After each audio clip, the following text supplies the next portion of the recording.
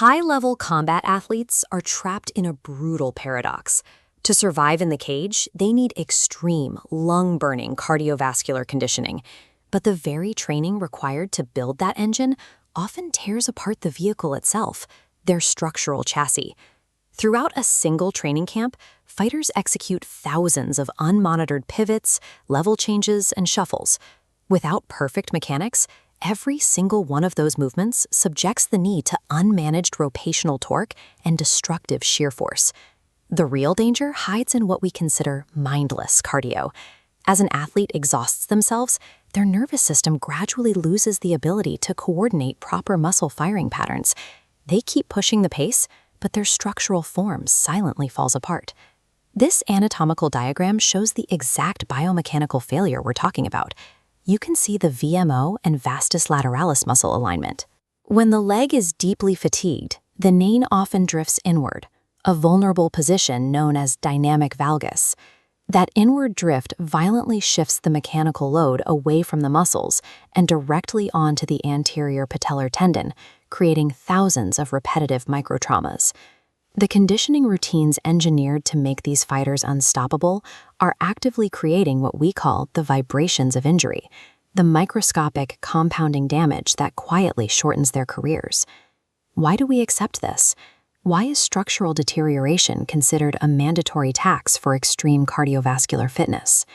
Every heavy foot strike on the pavement forces raw, unprotected kinetic shock straight up the leg and directly into the joints.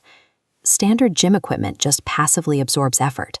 A precision system monitors the user's movement, identifying fatigue and shielding joint geometry in real time.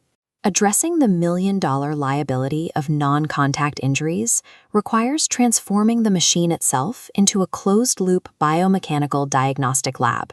This begins with the foundational hardware, the ArC shielding 360-degree clockwork system.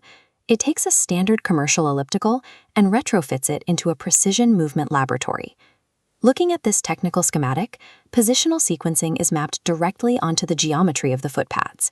The physical design dictates lateral migration space, strictly enforcing a safe 10-to-2 rotational arc. This multiplanar force distribution graphic illustrates how the system balances the body. It alternates between Session A's lateral 12 to 3 o'clock loading and Session B's medial 9 to 12 o'clock loading. This diagram, the shear force neutralizer, compares a traditional strike with our heel-driven vector. By forcing the athlete to anchor their heel, the kinetic load is safely distributed into the powerful posterior chain, the glutes and hamstrings. This completely neutralizes anterior shear. The ultimate physical proof that this alignment works is the cup of water stability test. As shown in this blueprint illustration, the athlete maintains absolute lumbopelvic lock, keeping their torso completely quiet while the lower body manages the load. By restricting movement to these mathematically precise geometric windows, the hardware acts as physical armor, locking the joint into safety before high-impact stress begins. The second layer is the RFH biomechanical sensor array. Integrated pressure nodes under the heel dynamically track foot placement, while frame nodes measure complex vectors like pelvic tilt and stride symmetry to ensure the heel-driven vector never breaks. This is vital under deep exhaustion. When the user tires, toe pressure spikes and the joint subtly buckles inward. Without the system, that breakdown goes unnoticed. Here, AI firmware acts as a digital coach, instantly detecting invisible leaks and flagging the asymmetrical load.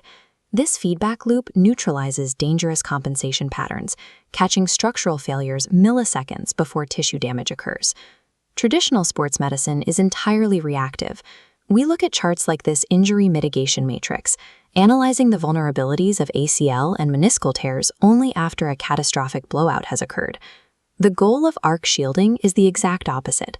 As outlined in this graphic, we shift from reactive snapshots to continuous physiological mapping. Every single stride is converted into measurable data, creating a permanent, highly accurate physiological baseline for the athlete. This effectively eliminates the concept of mindless cardio. Instead, the athlete is actively training their nervous system to maintain perfect biomechanical control even under the deepest levels of physical fatigue. Fighters use this system to survive a grueling training camp, but they also gain a body built on the code of movement, a structure designed to lifetime.